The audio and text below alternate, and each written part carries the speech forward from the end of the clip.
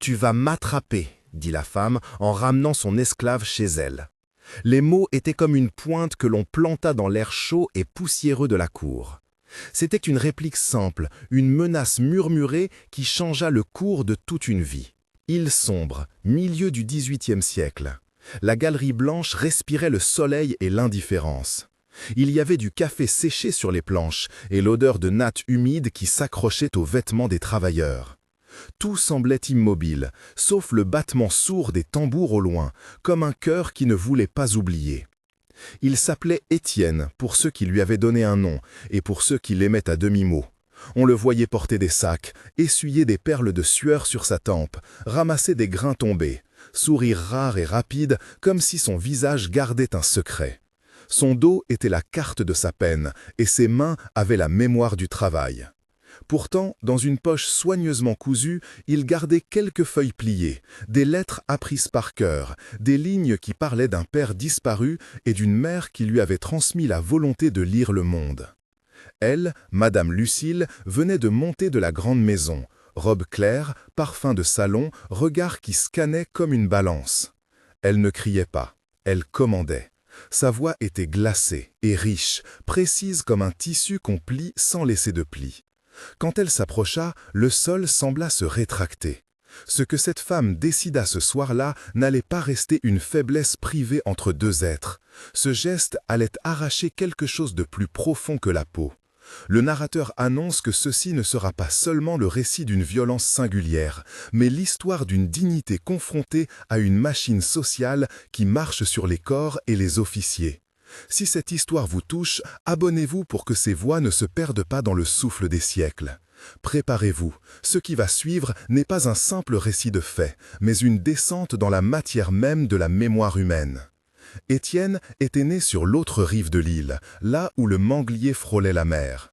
Son enfance avait commencé avec des rituels simples qu'il répétait comme des promesses. Son père, Jean-Baptiste, travaillait les champs de canne jusqu'à l'obscurité et racontait des histoires de navires et de terres lentes. Sa mère, Amélie, lui apprit à compter les étoiles et à rêver des mots écrits. Dans sa petite cabane, le bois craquait la nuit et la lumière de la lampe faisait danser des ombres.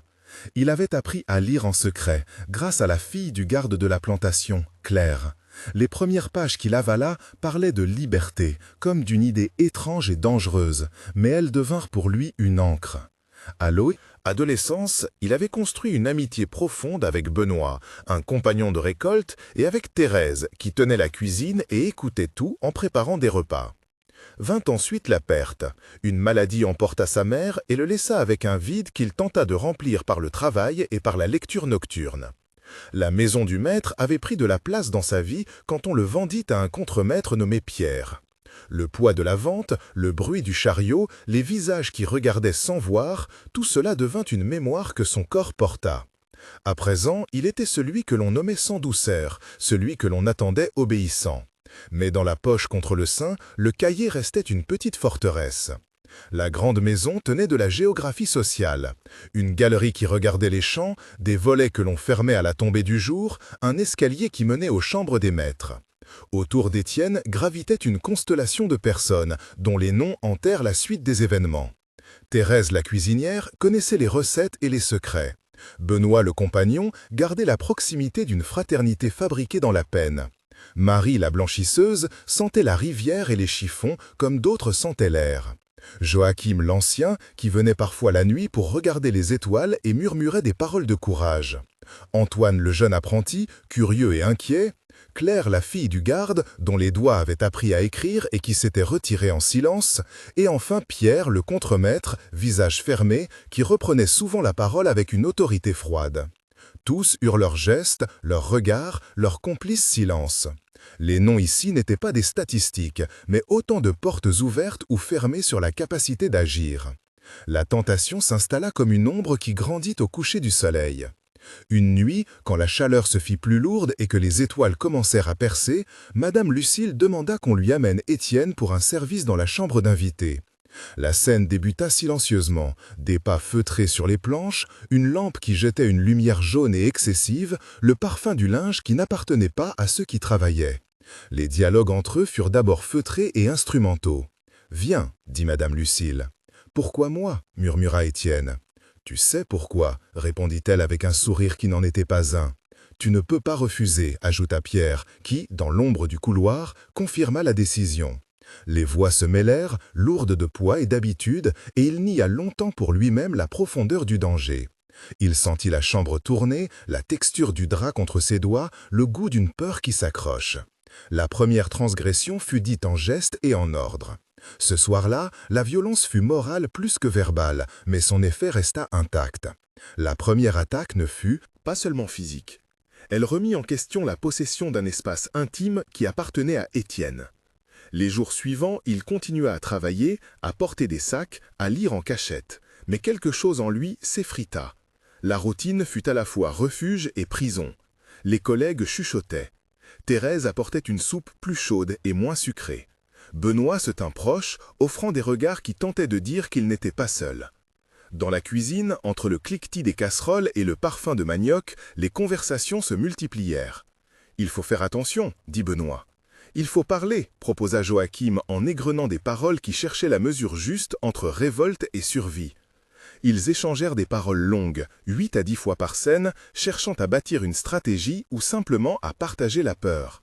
Les dialogues s'allongèrent pour porter la densité des émotions. « Nous ne pouvons pas rester les bras croisés » dit Marie. « Parler ici est un risque » répondit Claire. « Mais rester sans rien faire est une autre sorte de mort » ajouta Antoine.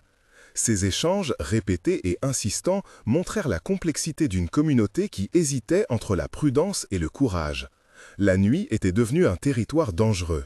Lors d'une autre veillée, Madame Lucile ramena Étienne à la maison d'un pas assuré et dit la phrase qui alla marquer l'esprit de beaucoup. « Tu vas m'attraper ».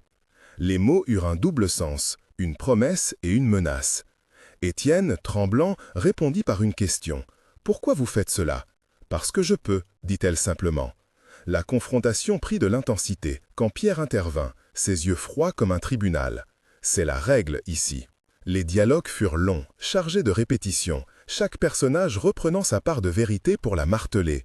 Les échanges duraient, 8 à 10 répliques, chacun pesant le mot comme on pèse une pierre. Le narrateur observa comment une phrase peut devenir une condamnation quand elle est dite dans le lieu où le pouvoir est absolu.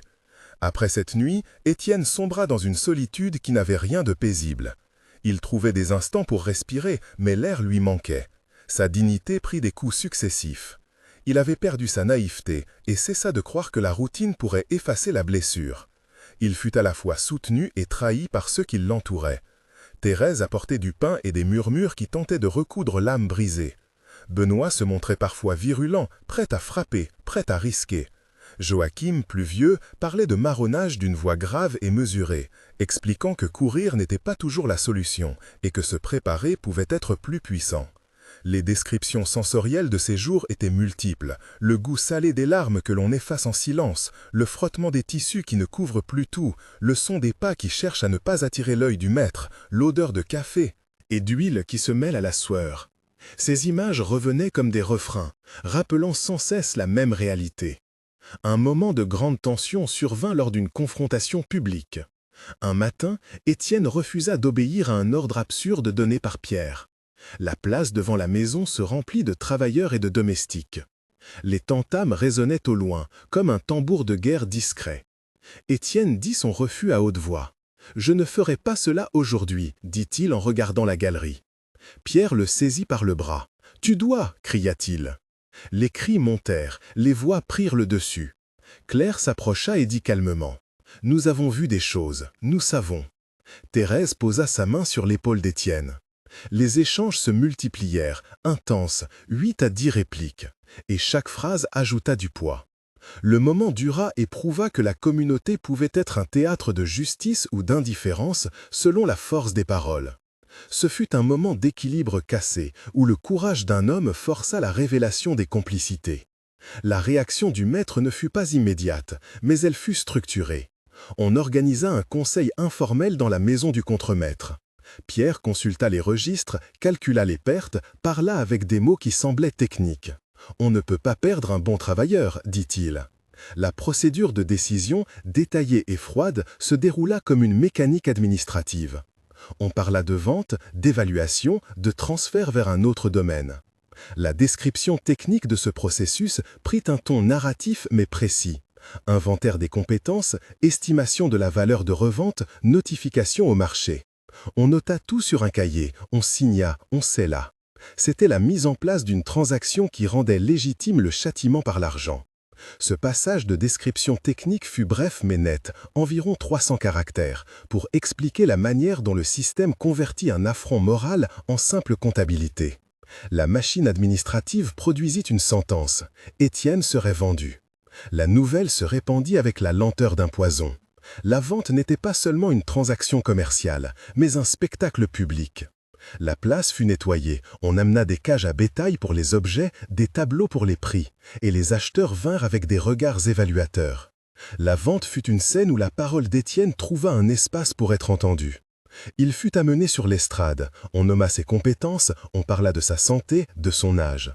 L'un des marchands, au nom d'Antoine, fit une offre. Un autre, nommé Luc, proposa plus. Les voix s'élevèrent, 8 à 10 répliques s'en croisèrent. 500, 700, il est solide, il sait lire, il a de la mémoire, il peut conduire les bêtes, il a une mère qui est morte ici, il n'est pas rebelle, dit-on, pour valoriser et décrocher le prix. Étienne regardait la foule, comme si chaque regard était une blessure supplémentaire. Lors de la vente, la confession d'Étienne arriva presque comme un acte de défiance. Devant les acheteurs et les voisins, il prit la parole pour dire la vérité sur ce qui s'était passé dans la chambre, pour nommer la violence et la responsabilité. Les répliques fusèrent autour de lui. « Tu l'as dit ?» demanda quelqu'un. « Pourquoi maintenant ?» murmura un autre. Claire, emportée par un élan de courage, confirma ce que Étienne disait. Thérèse aussi, d'une voix tremblante, appuya le récit. Les échanges furent nombreux et répétitifs, chaque personne ajoutant un fragment de réalité. Le moment de vérité transforma la vente en procès sommaire.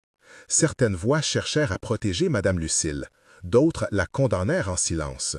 La sentence ultime ne fut pas seulement la vente, mais une forme d'exil moral. La nuit qui suivit la vente fut sans sommeil. Étienne fut conduit au bord du quai, entouré de caisses et de cris d'oiseaux. On l'embarqua sur un roulier vers un autre domaine.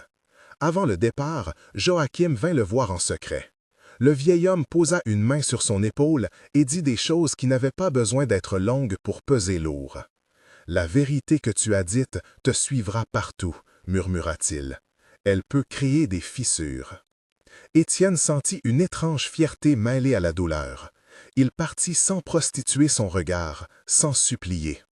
Le narrateur note que partir peut être une forme aussi puissante de résistance que de rester. Le lent balancement des vagues fit écho au rythme des tambours. Le départ fut une scène pleine de petites images, les cordes qui frottent, le sel sur la peau, le chant des mouettes, le goût du regret. Un mois après, des changements se firent sentir dans la communauté. La galerie sembla plus légère certains matins et plus lourde d'autres. La parole circula différemment. Les confidences furent moins timides. Thérèse commença à parler de meilleure protection. Benoît réparait des outils pour préparer une éventuelle fuite coordonnée. Claire cherchait des alliés au village voisin. La voix publique avait bougé. Les regards se détournèrent parfois des maîtres. La mémoire d'Étienne resta vivante. D'autres vinrent raconter ce qu'ils avaient vu. En environ 700 caractères, on raconta une atmosphère d'intensité et de transformation. La peur n'avait pas disparu, mais la manière de la porter avait changé. On sentait que l'acte de nommer la violence avait provoqué une onde. 3 mois après, la maison de Madame Lucille connut un isolement social croissant. Les échanges commerciaux avec certains voisins se firent plus rares. Certains habitants refusèrent d'aller danser à la fête annuelle chez elle. Les rumeurs prirent forme et l'image publique de la famille se fissura. Des lettres privées circulèrent vers d'autres domaines, documentant les faits et appelant à des sanctions. Sur la place, des conversations plus équitables prirent place. En 700 caractères, on observa que la parole publique avait commencé à réorganiser les relations de pouvoir. On ne put revenir en arrière facilement. 6 mois plus tard, la communauté avait construit des logiques de protection pour les plus vulnérables. Des enseignements discrets apparurent. On organisa des lectures nocturnes. Claire prit plus d'audace pour enseigner aux jeunes. Joachim fut reconnu comme guide moral. La maison de Madame Lucille restait, mais sa voix n'était plus suffisante pour nier les actes. En 800 caractères, on décrivit le tissu social qui avait muté. Alliance nouvelle, geste de solidarité, une mémoire collective renforcée. Étienne n'était plus présent physiquement, mais son acte avait provoqué une série de réactions qui dépassaient la simple vengeance. La conclusion de cette histoire ne cherchait pas à simplifier. On pouvait dire que la vérité d'un homme avait allumé d'autres voies. On pouvait aussi dire que la justice n'était pas complète, qu'il restait des plaies, des silences, des vies marquées. Pourtant, il y avait une chose certaine, dire avait coûté, mais ce coup avait planté des graines. La phrase finale vint comme une photographie. Étienne partit, mais sa parole resta, comme une marque indélébile sur la terre et sur les cœurs. Si cette histoire vous a touché, abonnez-vous pour que nous continuions à raconter ces vies, à nommer ces douleurs et ces résistances. Laissez un commentaire et dites ce qui vous a le plus frappé. La mémoire est un acte collectif et votre voix compte.